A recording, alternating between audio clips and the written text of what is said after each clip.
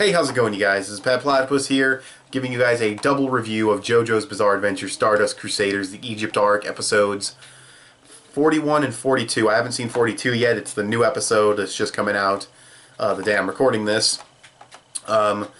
Week late on the previous review. I do apologize. I had just real life stuff was going on, very busy earlier on this week, and the previous week, the weekend, I was pretty busy, so I'm doing it now, double review. Haven't seen 42, like I said. Maybe I said that, I'm not sure. Haven't seen 42, have seen 41, watched it again just to make sure I remember everything. Kakyoin got screwed over. That's just the first thing I'm going to say, is after being gone for like the entire season, except for one episode, the very first episode of the season, he got completely screwed over. He's racing him. He does the spinning move again. They're going really, really fast. He knocks him off the track. He thinks he's won, but no. Darby planned it. He wanted him to spin into him so he would knock him over with enough speed to land further ahead on the track. Kakyoin's like, fuck, I lost. He admits it in his head and he gets his soul taken, put into the doll. And Kakyoin's done. Then Jotaro steps up. And all of this is done before the opening. So Kakyoin really got screwed over, but it was cool. Darby's strategy was great. Didn't see it coming. I mean, I kind of saw it coming when as soon as he said, look where I'm flying, I was like, oh, okay, he wanted Kakyoin to do it or whatever. Or maybe it was luck, I'm not sure. But yeah, Kakyoin's done, he died. But of course, you know, Jotaro's going to save him because they're going to play base bar. Because you got to love that English. The Jaggers versus the Red Dragons, or whatever the hell the English announcer said. That's like some of the best English in the series, truly hilarious. So yeah, that's a plus for the episode. No, I mean, it's not like an actual... It's funny, it is a plus for me, but, you know, it has no meaning at all if you're like reading the manga. It has no meaning to the story. I just think it's funny English, but... What else happens? We find out Jotaro's never played video games, which is pretty funny. Joseph just kind of commentates over this whole episode. He felt very Speedwagon.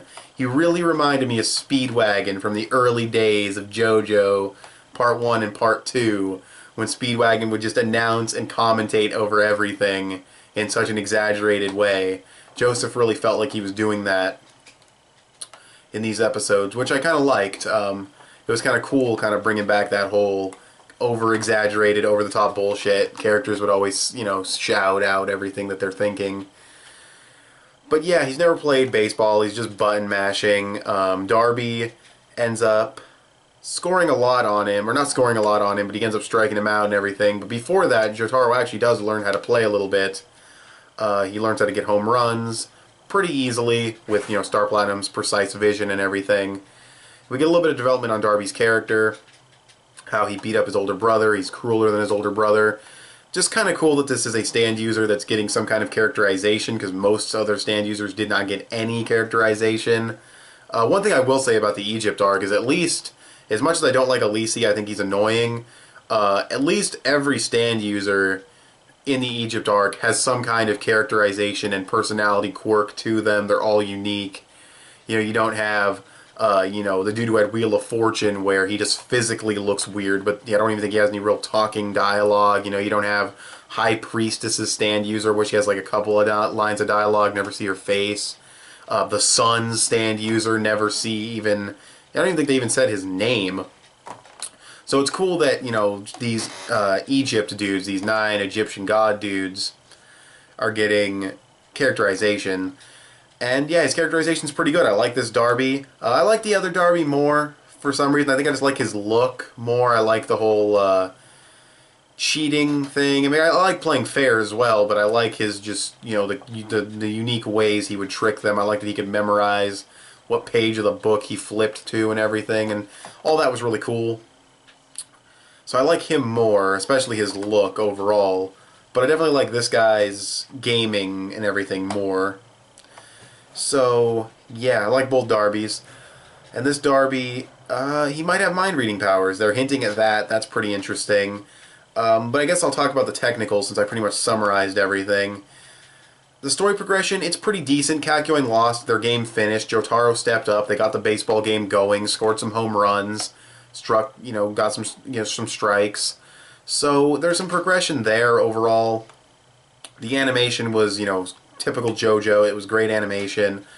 and the pacing of the episode was slower than the previous episode's pacing. I feel like, well, I don't know how much is left for this arc, or I guess not arc, but this mini, stand user encounter. I'm not sure how much longer it is. I guess they maybe needed another episode for it because it's like the first three-parter.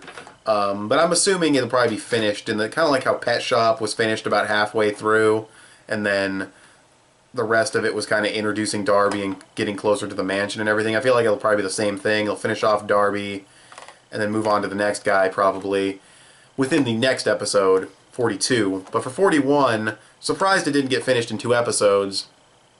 But episode was a little bit slower, so maybe you could have squeezed it all in. I have no idea.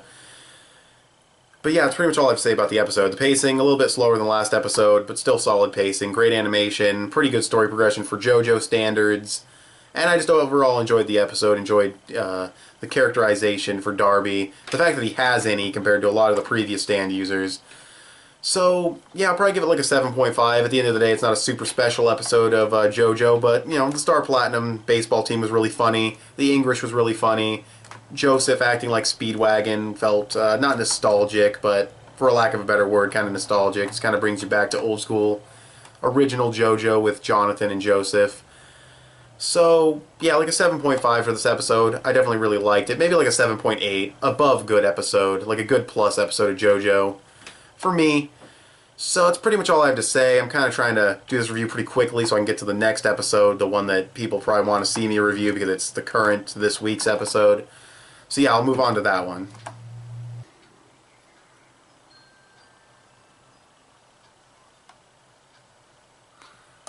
JoJo's Bizarre Adventure, episode Stardust Crusaders Egypt arc, episode, what the fuck was this episode, 42?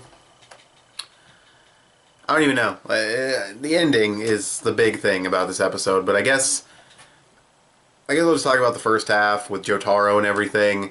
It turns out that Darby's stand, what it does is it doesn't just straight read your mind. He has to kind of like ask you a yes or no question, like a high or low. How are you going to pitch? And there was hinting at this, so that's that's cool.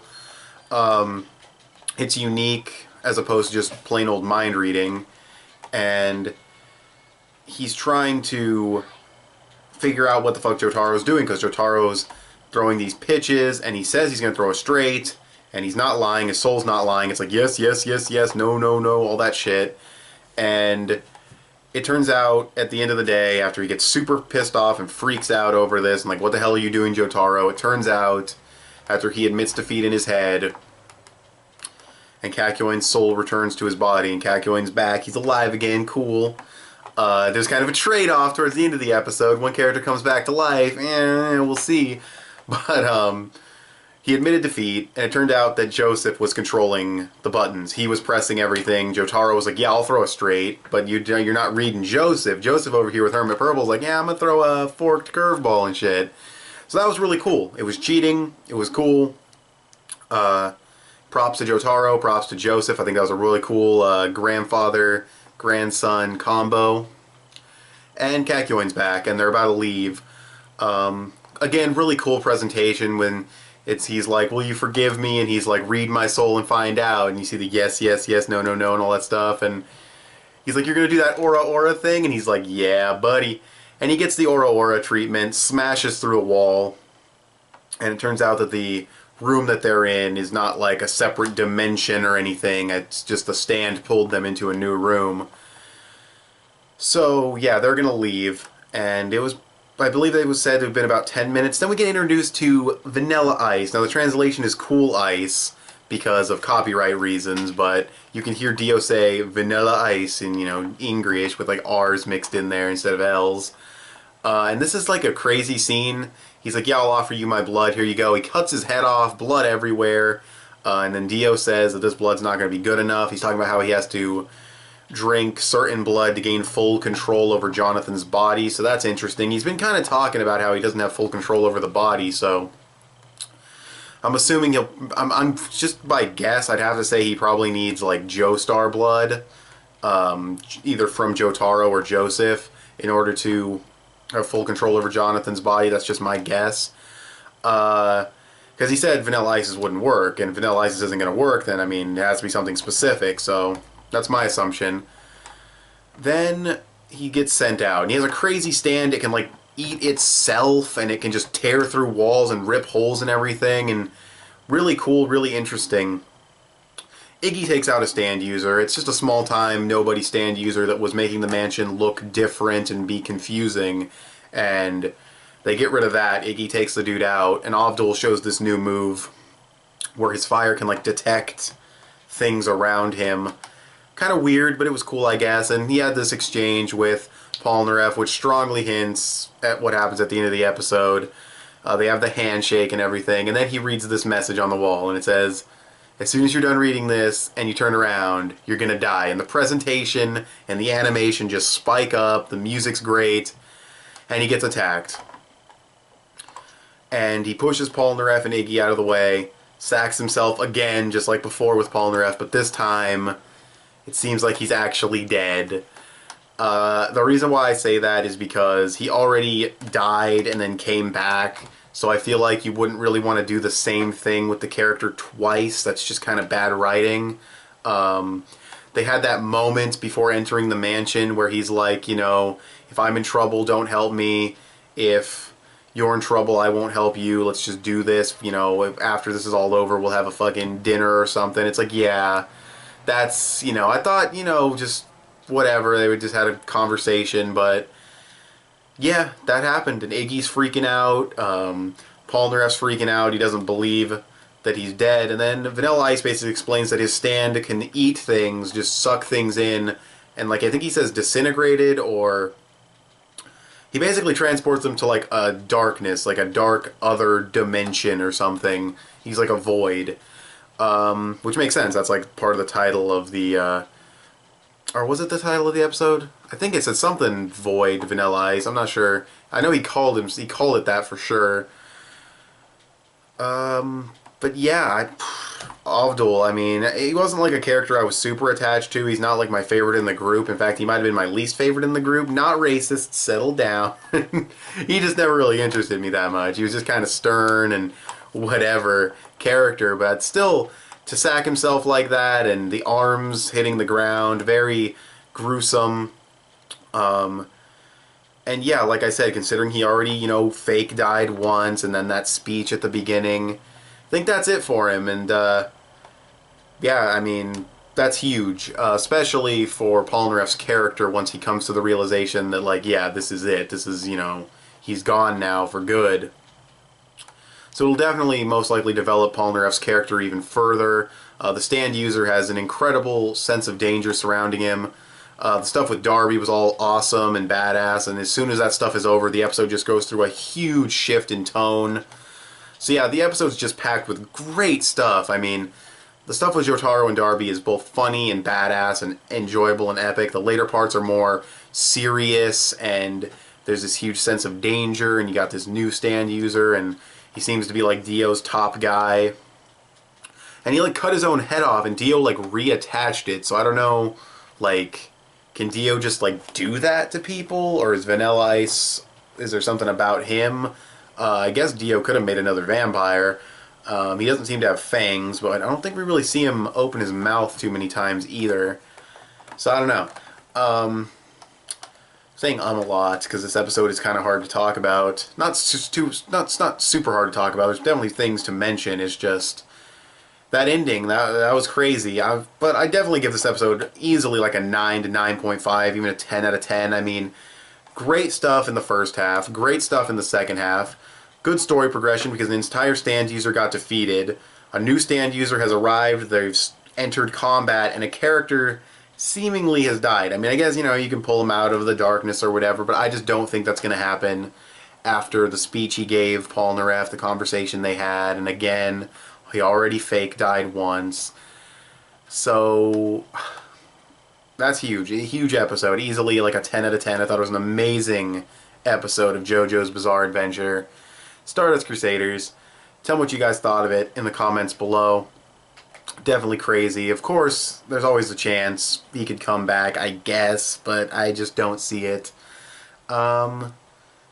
yeah, that's pretty much all I have to say. It's a 10 out of 10 episode. I thought it was amazing. So, thanks for watching this video. Tell me what you guys thought of these episodes of JoJo's Bizarre Adventure in the comments below.